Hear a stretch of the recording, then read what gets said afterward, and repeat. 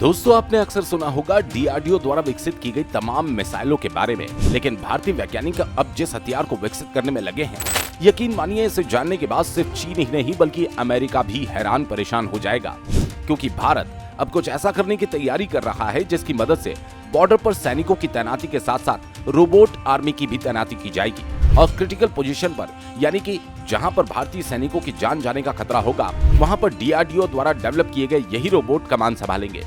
दोस्तों, डीआरडीओ के इस काम के लिए वीडियो को छोटा सा लाइक और चैनल को सब्सक्राइब जरूर कीजिएगा।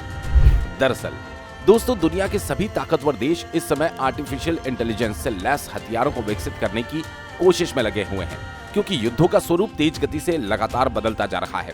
ऐसा माना जा रहा है कि भविष्य में युद्ध आर्टिफिशियल इंटेलिजेंस और लेजर आधारित हथियारों से लड़े जाएंगे। कुछ दिनों पहले ही रिपोर्ट आई थी कि चीन ने अपनी सेना को आर्टिफिशियल इंटेलिजेंस आधारित हथियारों से लैस करने के लिए भारी निवेश किया।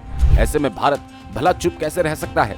चीन द्वारा किए जाने वाले निवेश को देखते हुए भारत ने भी अपनी तीनों सेनाओं के भविष्य के युद्धों के लिहाज से तैयार करने के लिए ताबड़तोड़ एक्शन लेना शुरू कर दिया और इसी क्रम में डीआरडीओ के वैज्ञानिक इस धमाकेदार हथियार को विकसित कर रहे हैं।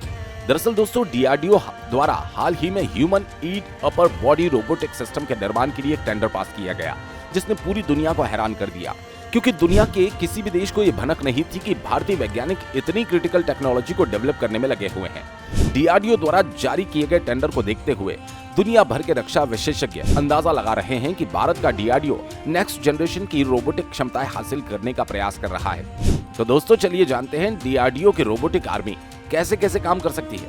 दोस्तों, दावा किया जा रहा है कि भारत इस रोबोटिक आर्मी को युद्ध के मैदान में तैनात करने में सक्षम होगा, जो युद्ध के मैदान में दुश्मनों के छक्के छुड़ाते नजर आएंगे। इनका इस्तेमाल करते हुए न केवल बॉर्डर की निगरानी की जा सकेगी, बल्कि युद्ध के मैदान में सैनिकों की सहायता के लिए इनको तैनात किया जा सकता है। तो दोस्तों, चलिए जानते हैं इस रोबोटिक आर्मी की खूबियों के बारे में। तो दोस्तों, ये सेना और दुश्मन की सेना को पहचानने में सक्षम होगी। इनको दिन और रात किसी भी समय और किसी भी मौसम में ऑपरेट किया जा सकेगा।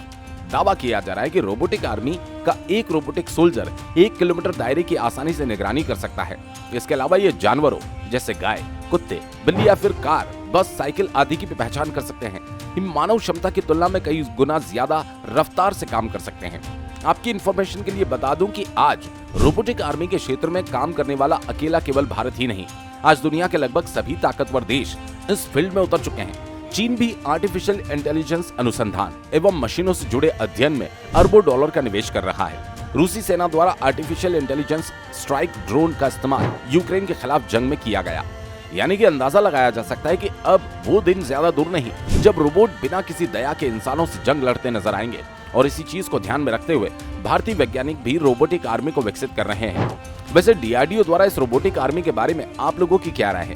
कमेंट करके जरूर बताएं। और हाँ, ऐसी ही इंफॉर्मेटिव वीडियोस पाने के लिए वीडियो को एक छोटा सा लाइक और चैनल को सब्सक्राइब जरूर कर लें।